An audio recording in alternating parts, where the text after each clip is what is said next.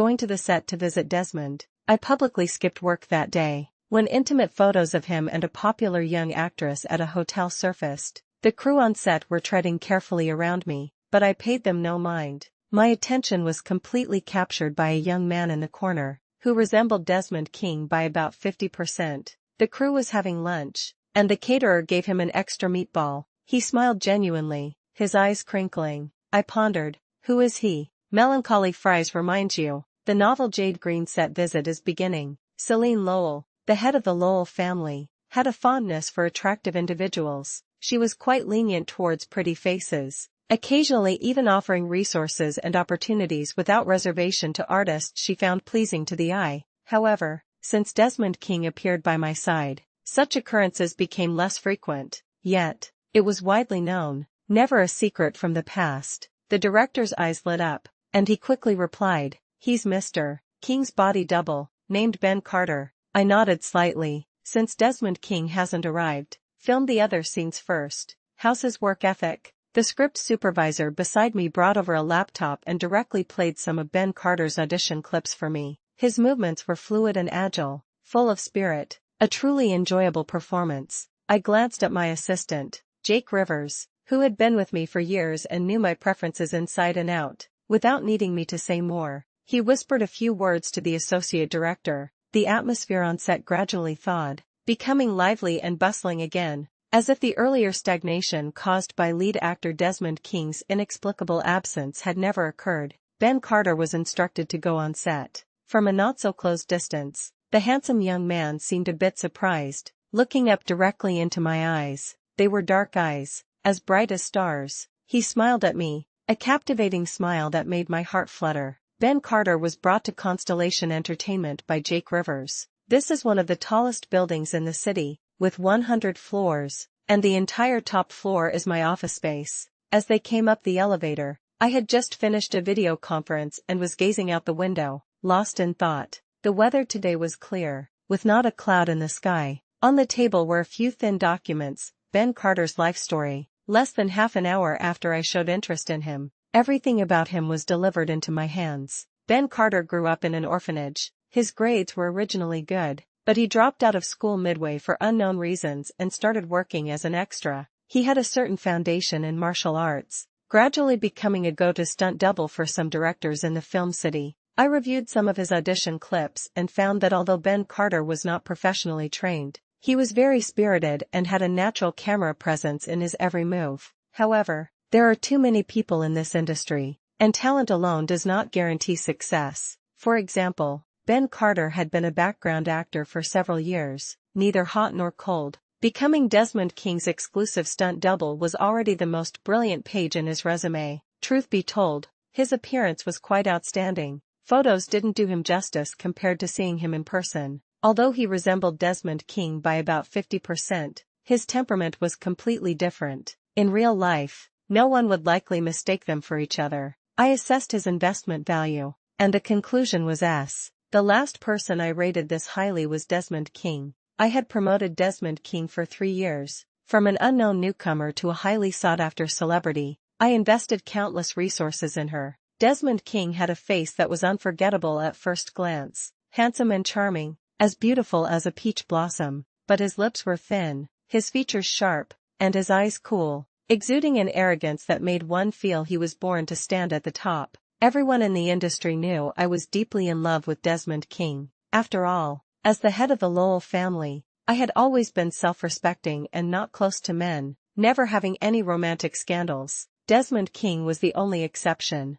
so he thought so too. I never denied it. Love or not, it made no difference to me. As long as his demands didn't cross the line, I was willing to give him much. Those in high positions often harbored unspeakable eccentricities. My parents once said that the higher one stands, the freer one becomes. There were countless ways to alleviate stress, and I simply favored attractive individuals. The love of beauty is human nature. I had always been straightforward about it. Desmond King's appearance was exactly my type. The first time I saw him, my heart was stirred. I'm very busy, working most of the time, with very little time for relationships, and even less energy to spare for too many people. That's why Desmond King has been the only one by my side for so many years. partly out of a dislike for trouble, and partly due to my own fastidiousness. Desmond King's personality wasn't particularly gentle or considerate. He occasionally threw tantrums, but it didn't matter. When it came to a face I liked,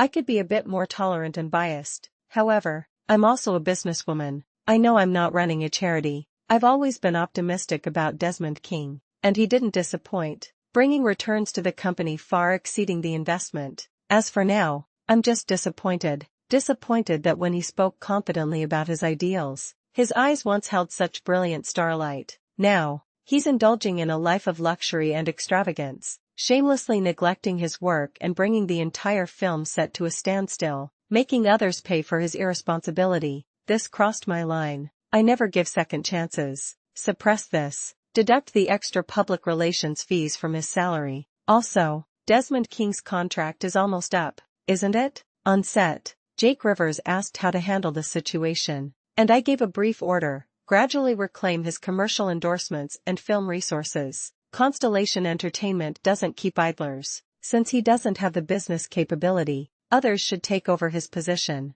When Ben Carter knocked and entered, as he got closer, I noticed a pale mole under his eye. His features were softer, and his lips weren't as thin, making him less sharp than Desmond King and more elegantly refined. He was also a bit taller than Desmond King, perhaps from years of martial arts training. His posture was upright and his attire simple, yet his distinguished demeanor made him seem like a noble down on his luck. But his eyes often carried a smile, making one feel at first glance that he was a person of broad mind. When he saw me, Ben Carter paused for a second or two, almost imperceptibly. The smile in his eyes spread, as if he had encountered something extremely joyful. His emotions were very infectious. Ben Carter greeted me, "Miss Lowell, good afternoon," without explaining why I chose him, or the abruptness of this meeting. I got straight to the point and pushed a document toward him. "I know you haven't officially signed with a company yet. Here's a contract. Constellation has an internal grading system.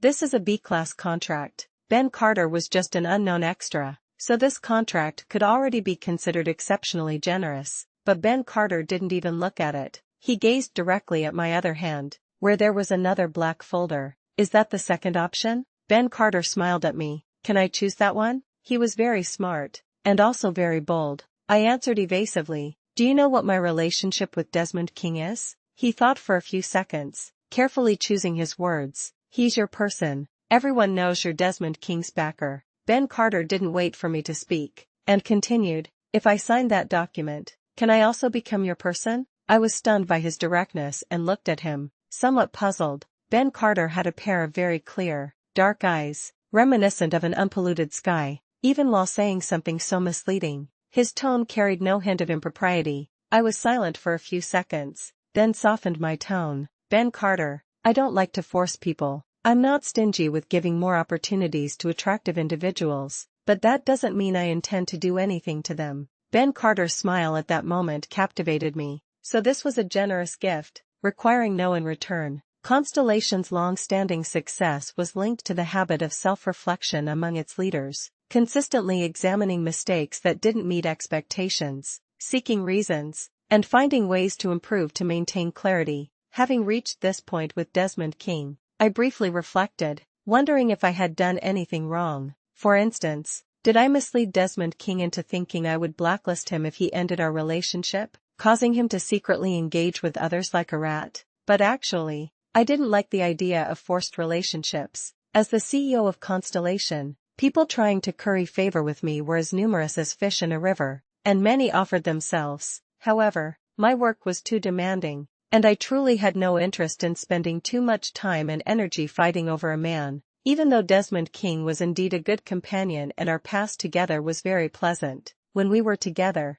I saw countless sides of Desmond King: obedient, angry, sad, joyful. He once traveled far and wide through a snowstorm just to amuse me, setting off fireworks. He accompanied me to countless formal events, becoming my sole male companion with my tacit approval. In our most intimate moments, his nose touched mine, and he murmured my name, calling me sister. And then there was today's candid photo, where he was passionately kissing a girl whose face was unclear, both naked and entwined, a side of him I had never witnessed. Desmond King used to not lie. If he occasionally deceived me, his cheeks would flush, and I'd see right through him. But after a few years, he could now lie to me with a straight face. Today, Desmond King told me he was sick, but in reality, he was in a hotel room with someone else. Constellation Entertainment, after all, was an omnipresent entity. I was well aware of his movements. Even these unsightly photos were sent to me immediately, and I calmly suppressed the photos, cleaning up his mess, not for any other reason than that he was an artist under my wing,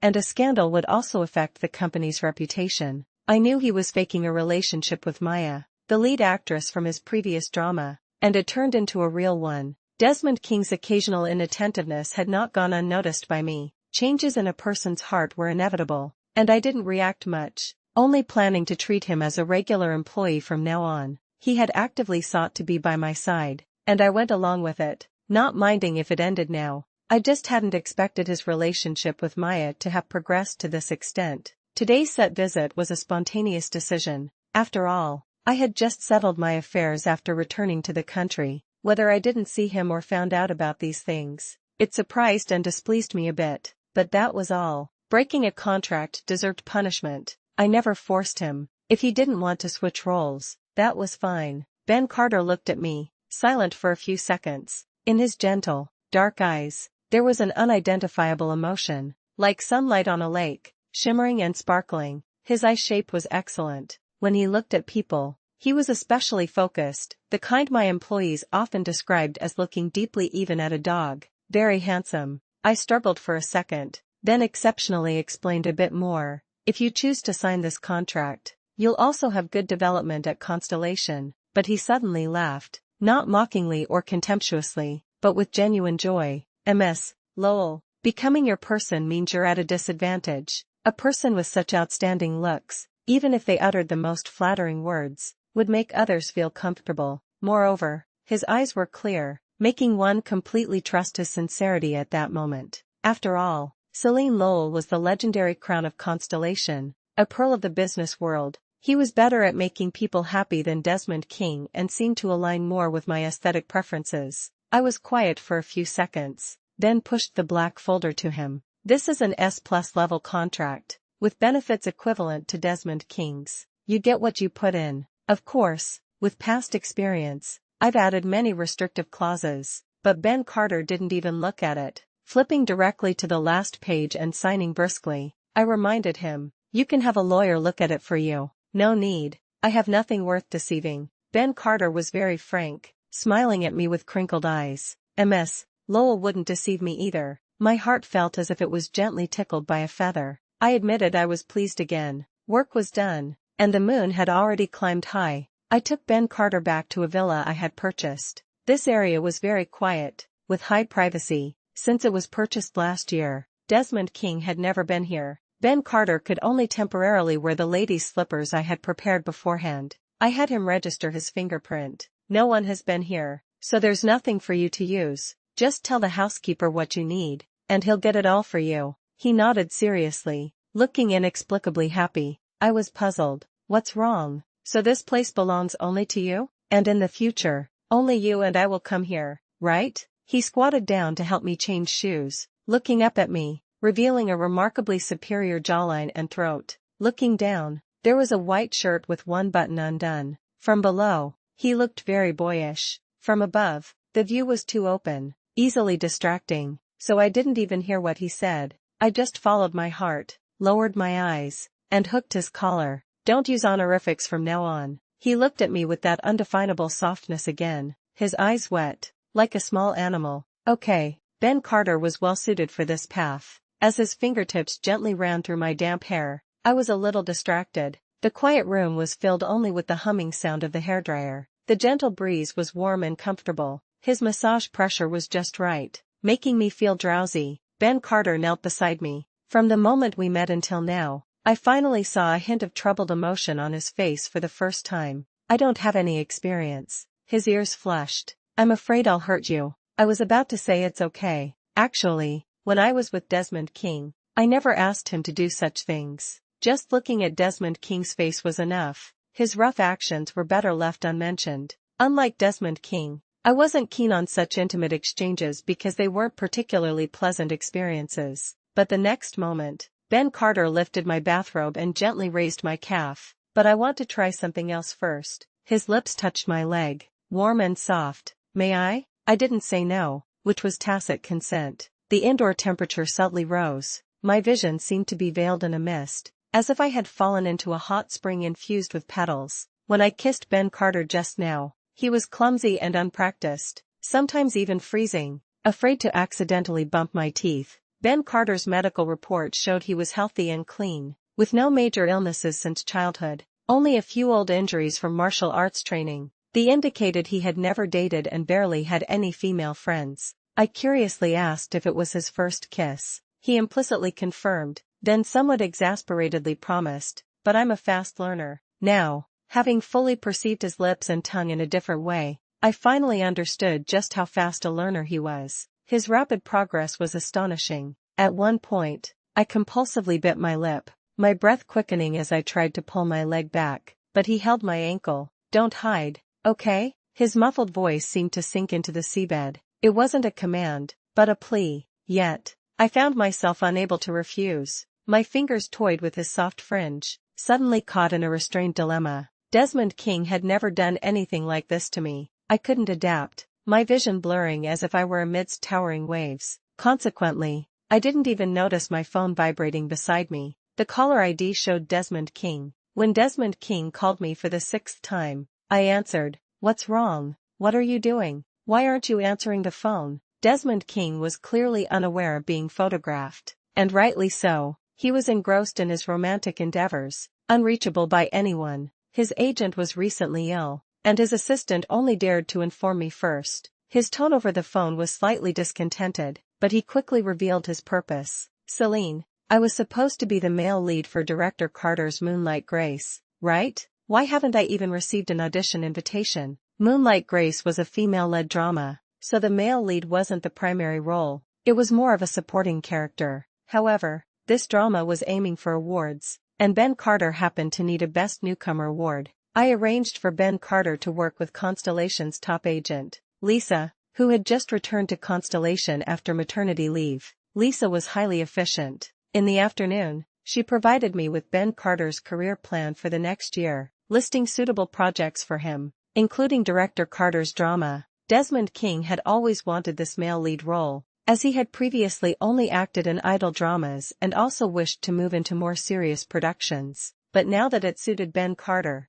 I directly arranged an audition opportunity for Ben Carter. Ben Carter probably heard, but he was very obedient. Even now, if I didn't speak, he still wouldn't, because I gave it to someone else. My tone was casual, cold, and calm. Desmond King, are you questioning me now, sister? He was silent for a few seconds, as if sensing something was amiss, and his voice softened a bit. Habitually acting spoiled with me. You know, I've been preparing for this drama for a long time. I was sick, so I was a bit impatient. Please don't blame me, okay? Actually, I couldn't hear what Desmond King was saying at all, because the person beneath me was gently swallowing. My fingers suddenly tightened, and I let out a soft hum. Desmond King's words abruptly stopped. The other end of the phone fell into a dead silence. After several seconds, he finally spoke, his voice no longer steady. What are you doing? But I couldn't stay calm and clear-headed, nor could I respond normally. The call was disconnected and somehow fell into the couch cushions. The world was swaying, spinning. The scene before me scattered into pieces of color, then reassembled bit by bit. Ben Carter's handsome young face was close to mine. His gaze was focused, making me feel an inexplicable awkwardness. My voice unconsciously softened. What's wrong? Don't look. He was very obedient, closing his eyes, his long eyelashes lowered, but it seemed he wasn't entirely obedient, because I finally realized that besides eyes, there were many other ways to perceive. My sleep had always been light, but this sleep was deep, and I felt surprisingly refreshed. When I arrived at the company, Jake Rivers reported to me, Mr. King has been waiting for you at the company. I was a bit surprised, then frowned. I remember he had an engagement today. Jake Rivers was silent for a few seconds, stating the facts as objectively as possible, though his expression seemed a bit speechless. Linda is hospitalized. Mr. King asked me for your address last night, to no avail, and then trespassed on your property. Sarah said she couldn't stop him.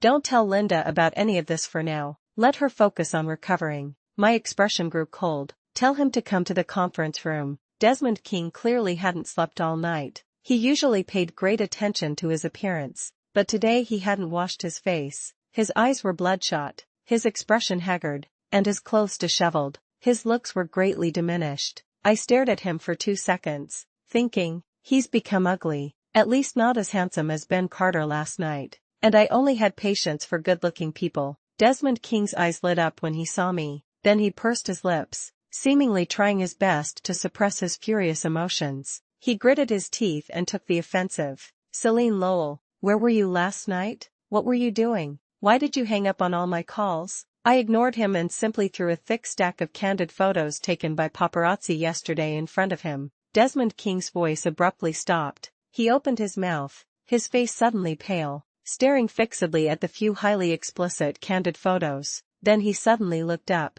his tone softening, urgent and flustered. Celine, it's not like that. Yesterday, my PR department already contacted Golden Harvest. I interrupted his futile explanation. Their plan is for you and Maya to continue faking a relationship, then publicly announce your romantic involvement. Desmond King was currently an A-list male celebrity, and Maya was a rising star. Their statuses were worlds apart. The girl's face in the photos was blurry, but Desmond King's face was clearly visible. Maya and Desmond King, as the lead actors of Sweetheart Pact, cooperating for publicity was a professional requirement, but during this time, their popularity as a couple had become somewhat abnormal. Jake Rivers found that many of the paid online commentators came from Golden Harvest Entertainment, Maya's company. I didn't believe these photos weren't Golden Harvest Entertainment's doing. Golden Harvest was very quiet yesterday, probably observing my attitude. After all, everyone in the industry knew Desmond King was my person.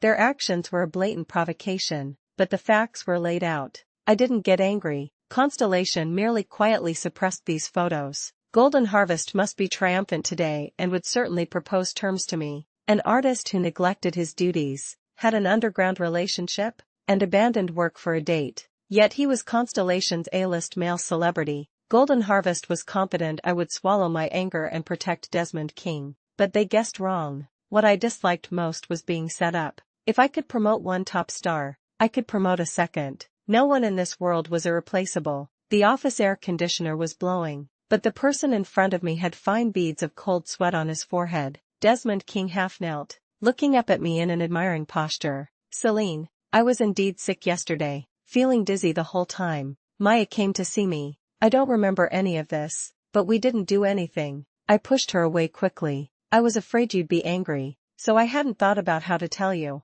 You were set up. His words didn't register. I merely stated the facts coldly. Desmond King. Just these few short words made the incessantly explaining Desmond King abruptly fall silent. He looked at me, as if not wanting to miss any change in my expression. He trembled as he asked, "Is that all you want to say to me?" I frowned and retorted, "What else do you want me to say?" Desmond King's teeth seemed to be chattering. "You knew yesterday? Why no reaction? We've been together for 3 years, and you don't even ask why?" But the moment he chose to begin this ambiguous relationship with Maya, we were already over, and I didn't need to know the story behind that choice, because from then on, he had nothing to do with me. I was a bit puzzled, so I directly asked, "What reaction do you want from me? Collapse? Jealousy? Anger? Then confronting you? You never cared about me. You're still like this." As if his darkest thoughts had been exposed, he suddenly stood up, gritting his teeth, his eyes bloodshot, his voice gradually rising. "Celine Lowell, you treat me like a pet, an object, a plaything. Have you ever treated me as an equal? Do you have any feelings?" My fingers, holding the coffee spoon, paused slightly. Desmond King's emotions were unstable now, so what he said was likely the truth. He had probably thought this for a long time. I suddenly felt a little lost, trying to recall, but couldn't remember the expression in his eyes when he first came to me, looking up and smiling. At that time, his approach was slightly contrived, his performance obvious. I clearly sensed his ambition and desire. His determination to climb upwards was so firm, but I didn't dislike it. Instead, I admired that opportunities only went to the prepared. What's more, Desmond King wasn't entirely insincere. So, was I angry or sad when I found out? Yes, to some extent. After 3 years of living together, I'm not made of stone. To say I didn't like him at all would be a lie, but in Celine Lowell's life, liking held too small a percentage. Moreover, I was most adept at detaching myself from negative emotions, even shaking off the impact he had on me. More than the jealousy or possessiveness of a cheating partner, I mostly felt a sense of affront, so I accepted the accusation and frankly stated, "Desmond King, you think too highly of yourself. He and I were never equal, neither in social status nor emotional connection. It had been this way since the first day he followed me." Desmond King clearly understood, the emotion in his eyes shattered. He looked at me incredulously, his fists clenching and unclenching, actually showing a hint of self-mockery and a bitter smile, but I had no patience to watch his clumsy performance any longer. The last bit of unusual emotion dissipated, and my tone grew colder. "Do you think I won't be so ruthless and will try every means to win you back?" Desmond King's expression was blank for a moment. I guessed right again. My indulgence towards him was taken for granted, and my generosity and gentleness became his leverage. I finally found it amusing. "Not looking for you doesn't mean you can get away scot-free, Desmond King. I'm not a philanthropist." I revoked all his privileges and resources at Constellation. Given Desmond King's personality, he would likely find a new company soon, and the best place to go now was Golden Harvest, waiting to devour this fat piece of meat. Everyone knew Desmond King's backer was me. Doing this was a blatant provocation. My mother taught me that you should retaliate 1,000-fold for how others treat you. Otherwise, they'll think you're easy to bully. Golden Harvest had now provoked me. My father taught me that when you're in a high position, you can be somewhat lenient. A leader also needed to win people's hearts. So, I wasn't interested in directly destroying Desmond King. Constellation's board of directors was comprised entirely of my trusted associates or respected elders, essentially a rubber stamp for my decisions. Golden Harvest, however, was different. Chairman Leo Lin's control wasn't strong enough. There were still several factions vying for power and constantly undermining each other. After a despondent Desmond King was escorted away by security and his assistant, I thoughtfully lowered my eyes. A small metal spoon tapped against the coffee cup, and the dark Americano reflected an expressionless face. A moment later, I lightly curved my lips and smiled. Things obtained through others should come at a price. If Leo Lin couldn't manage Golden Harvest, I wouldn't mind helping him run it. Everyone knew Desmond King had fallen out of favor. Promoting someone might be difficult, but blacklisting someone was simple. Desmond King's treatment plummeted, his engagements dwindling day by day, and he couldn't even enter my office. In stark contrast was Ben Carter, Constellation's top agent. Lisa had returned and was only managing one newcomer. The employees weren't foolish. They understood upon seeing Ben Carter's face, but Desmond King, who hadn't met Ben Carter yet, didn't know. No one told him because it would be asking for trouble. The only thing that surprised me was that Desmond King had not yet responded to Golden Harvest Entertainment. The offer they made wasn't low. It was an S-level contract, and they would even cover the breach of contract fee. It seemed they were eager to sign Desmond King. So, what reason did Desmond King have to remain at Constellation, where he was being sidelined? Was he holding out for a better offer, or did he have other plans? I soon found out the answer because Desmond King showed up uninvited on the audition day for Moonlight Grace. Although it was an audition, Ben Carter was my recommendation, so unless he was truly awful, the role was basically set for him. Ben Carter was auditioning for a fight scene. His eyes were bright as stars, his eyebrows like spring mountains, and with a gentle sweep of his gaze, his martial arts were fluid and graceful. When he landed, his breathing didn't even falter. As Constellation was Director Carter's largest investor, our relationship was naturally good. His eyes lit up even more, and he was in such a good mood that he even joked with me. "With this talent, Ms. Lowell, why did you need to come personally?" A word would have sufficed. "You had me worried for half a month." I paused slightly, suddenly remembering that I indeed rarely came to set auditions in the past and never participated. As I was too busy with limited time, I frowned, trying to recall why I came today. It seemed I was a bit uneasy, plus Ben Carter had asked if I would watch the drama he acted in. Desmond King loved making all sorts of demands on me, whether for resources or roles. Ambition wasn't a bad thing, and I had always indulged him, but Ben Carter never made demands. He only asked trivial questions, like if I would watch his shows or when I usually had time to check my phone, because he would report to me. He'd send simple, uncloying messages about how good the food on set was, or interesting things that happened in class, or just a simple greeting. He rarely even said I miss you. He'd blush if I teased him a little. It made me curious why, at our first meeting, he was so openly self-recommending. Ben Carter's social media was spotless. If he wasn't working, his routine was frighteningly regular, with no bad habits or strong material desires. He was much like the hamster I used to keep. He and Desmond King were completely different people, so I was treating him in a completely different way. I was still lost in thought when Ben Carter, having changed clothes, quickly came to my side. The directorial team had tactfully moved away. Ben Carter seemed to want to say something, but in the end, he just smiled at me, looking cheerful, refined, and exceptionally graceful. Success enhanced his charm. Even after being promoted for such a short time, he looked more radiant than before, like a raw jade sculpted by me, smooth, noble, and beautiful. I gazed at the unfeigned emotion in his eyes, my breathing slightly ragged. I reached out and touched the pale mole beneath his eye. Suddenly, a gloomy, familiar voice came from behind Celine Lowell. The hazy atmosphere was abruptly shattered. Desmond King, his eyes bloodshot, wearing a baseball cap,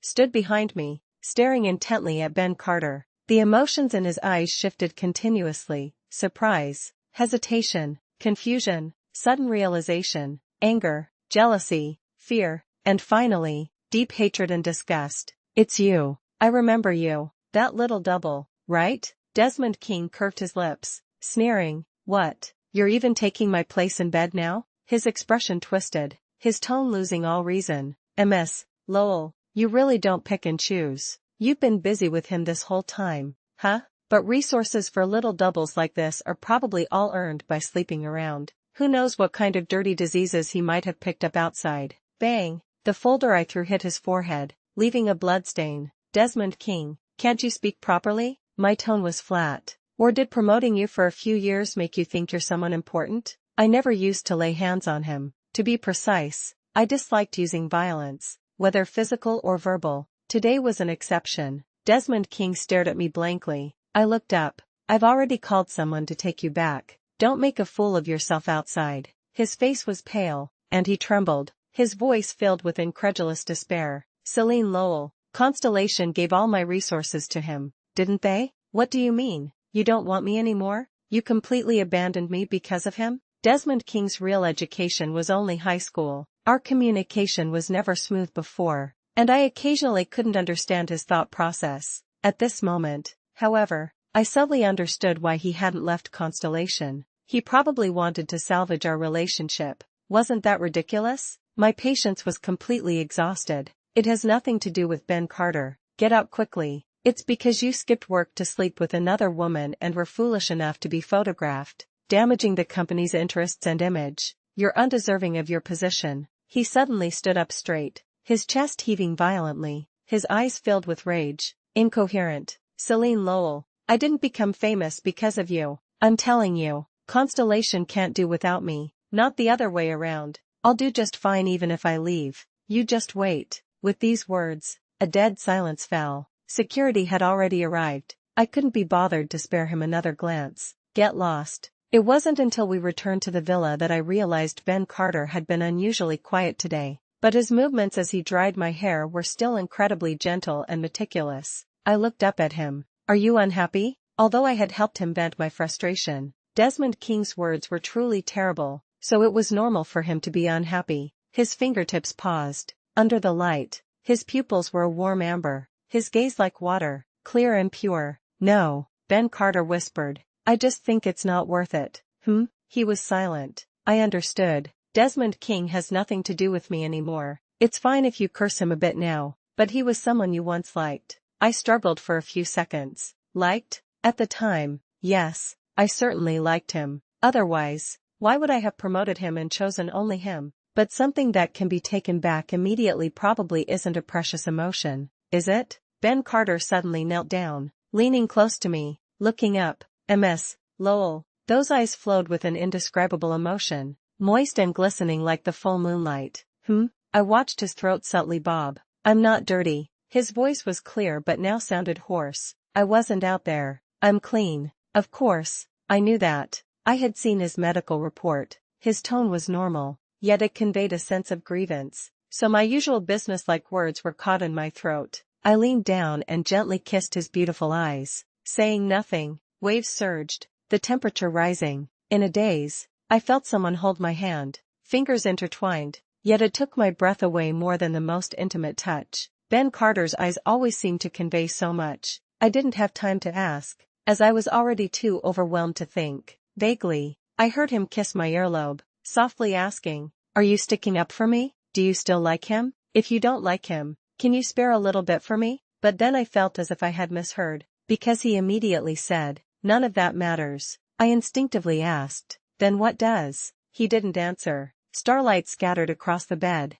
then suddenly shattered. I didn't get an answer, and instead, I became lost in the starlit moonlight. Desmond King terminated his contract with Constellation. Golden Harvest sent someone to negotiate the liquidated damages, and I didn't haggle, readily letting him go. Linda was half my relative, a distant cousin. Although she was a wealthy heiress, she loved being an agent. She had always been loyal and straightforward in her work, diligently fighting for Desmond King's resources, leading the charge. Who knew Desmond King would skip work to date while she was away and now even switched to Golden Harvest? Upon receiving the full news, she angrily sat up from her sickbed and cursed Desmond King as an ungrateful scoundrel for 3 hours. When I went to visit her, she had completely shed her sickly appearance, full of vigor as if she was about to confront Desmond King at any moment. "Miss Lowell, that traitorous fool, you just let him go?" She gritted her teeth. "Constellation's top star. He's going to Golden Harvest to be a fat pig waiting to be fleeced. Why doesn't he donate his brain? And Golden Harvest? What kind of rubbish dares to pull such dirty tricks in front of us? I'll definitely go hang banners in front of Leo Lynn's office." But upon seeing my expression, she immediately stopped her rant and leaned in. "Cousin, you have an idea, don't you?" I handed over the snake in my hands. "It's better that he left. Otherwise, there were some things that weren't convenient to do with him at Constellation. For example, the thing with Desmond King and Maya. It would have damaged Constellation's reputation. What's the plan? Tell me." "I had someone investigate Golden Harvest and Desmond King's upcoming schedules," I said unhurriedly. "Leo Lynn's spearheaded IP adaptation project is a big venture, with 5 period dramas, 3 modern dramas, 2 fantasy dramas, and 1 spy drama. All release dates have been found." Linda's eyes suddenly lit up. "What's business warfare? No need for intrigues, no need for blades and shadows. Film and television groups compete on data. Entertainment companies compete on the quality of their works and artists. I've seen it too. After all, it's the Leo Lynn faction. There's no difficulty in competing directly." I told them that for all types of dramas, we will directly launch our shows to compete with Golden Harvest's releases in the same slot. Linda gasped, then gave me a thumbs up. "That move is ruthless, as expected of you, Miss Lowell. As for Desmond King, he's not that foolish." I said. "Golden Harvest wants to bleed him dry. It won't be that simple. They'll have internal conflicts, sooner or later." "No, wait. I heard you recently took on a new artist named Ben Carter, didn't you?"